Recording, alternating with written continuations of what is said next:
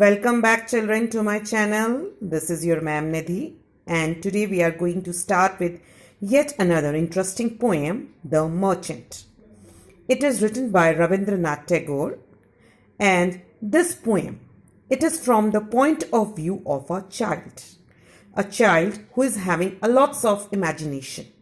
एक बच्चा जिसको बहुत ज़्यादा इमेजिनेशन होती है, वो बहुत ज़्यादा सोचता है और किस तरह से वो अपनी फैमिली से प्यार करता है, वो उनके लिए क्या क्या लाना चाहता है जब वो घूमने जाएगा. This is all described in this poem. So now let us start.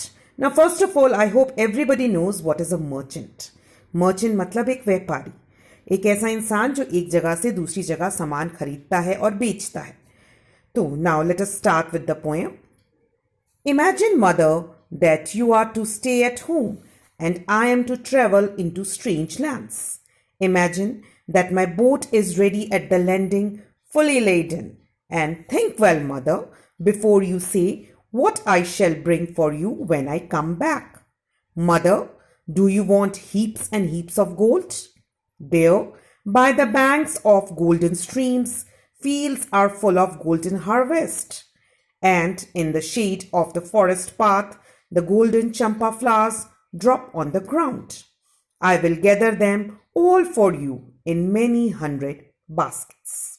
Okay, so अब जो एक बच्चा है वो कहीं पर जाने वाला है, बोट के अंदर बैठकर कहीं व्यापार करने, कहीं बिजनेस करने, कुछ सामान खरीदने जाने वाला है और वो अपनी ममा को बोलता है, अपनी मदर को बोलता है, मम्मी इमेजिन करो कि आप तो घर में बैठी हैं और मैं स्ट्रेंज लैंड्स में जा रहा हूँ. स्ट्रेंज मीन्स कोई एक अलग अजनबी दुनिया में मैं जा रहा हूँ जिसको मैंने कभी देखा नहीं है.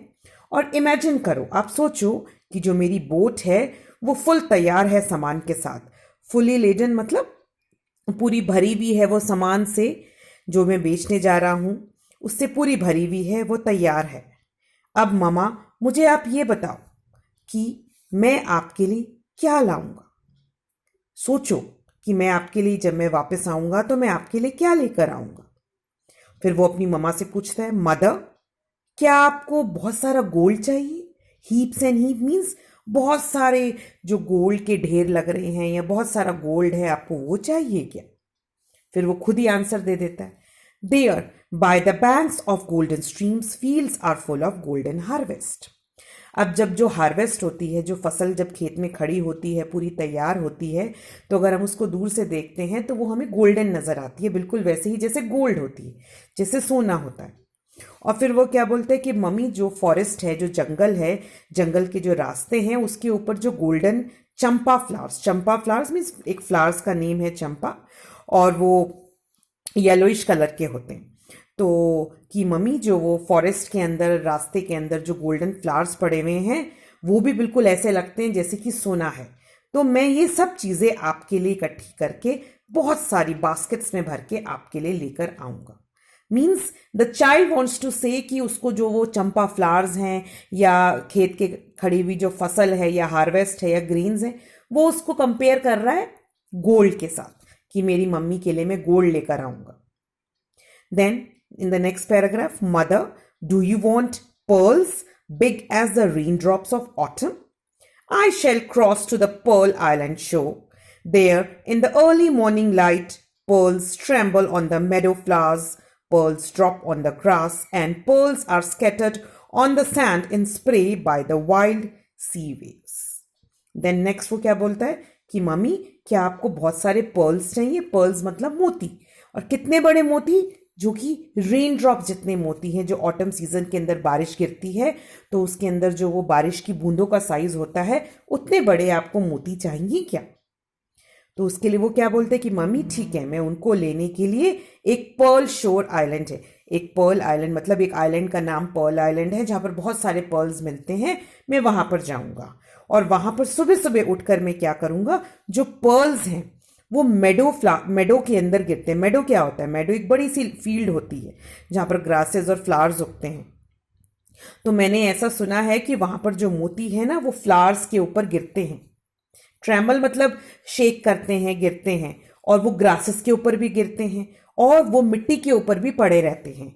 और जो कि साथ में सी वेव्स आती है, सी वेव्स अपने साथ वो जोर से स्प्रे करती हैं तो सैंड के ऊपर वो पर्ल्स गिरते हैं. तो मैं वो सब आपके लिए लेकर आऊंगा। नाउ यू शुड अंडरस्टैंड कि यहां पर पर्ल्स का मतलब मोती नहीं है, पर्ल्स मतलब पानी की बूंदे।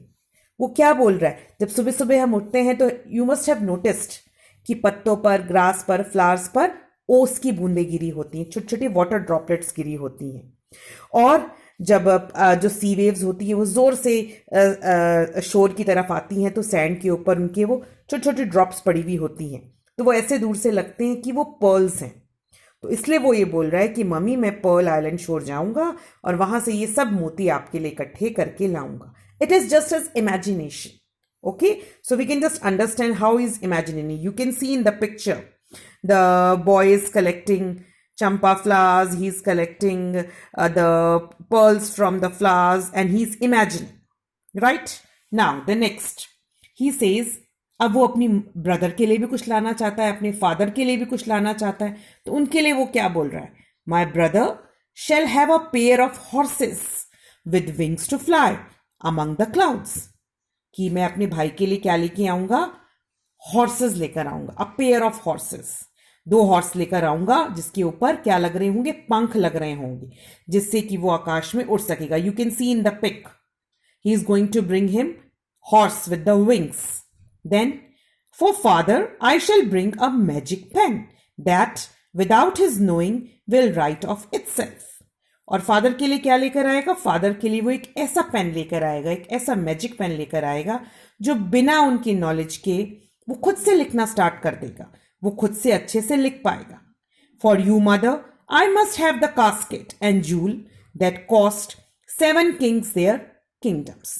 और फिर वो लास्ट में दोबारा से मम्मी के लिए क्या बोलता है कि मम्मी मैं आपके लिए क्या लेकर आऊंगा, मैं आपके लिए ऐसी ज्वेलरी लेकर आऊंगा, इतनी वैल्यूएबल ज्वेलरी लेकर आऊंगा कि जितनी जो किंग्स होते हैं अगर वो अपना किंगडम लॉस्ट कर दे, 7 किंग्स अपना किंगडम भी लॉस्ट कर दें, तो उतनी जितनी ज्वेलरी होती है मैं उतनी ज्वेलरी आपके लिए लेकर आऊंगा। कि अगर इमेजिन करिए कि जो किंग्स हैं अगर उन्होंने अपनी किंगडम्स लॉस्ट कर दिए तो उसके बाद जो ज्वेलरी होती है, जितनी ज्वेलरी वो लॉस्ट कर चुके हैं उतनी jewellery means lots and lots of jewellery मैं मदर आपके लिए लेकर आऊंगा। So, this is just a very short poem and it is just telling about the imagination of a child, how he wants to go, he wants to travel and bring gifts for his family. So, I hope it is clear to everyone, and if you like it, then please like, subscribe and share it. Thank you.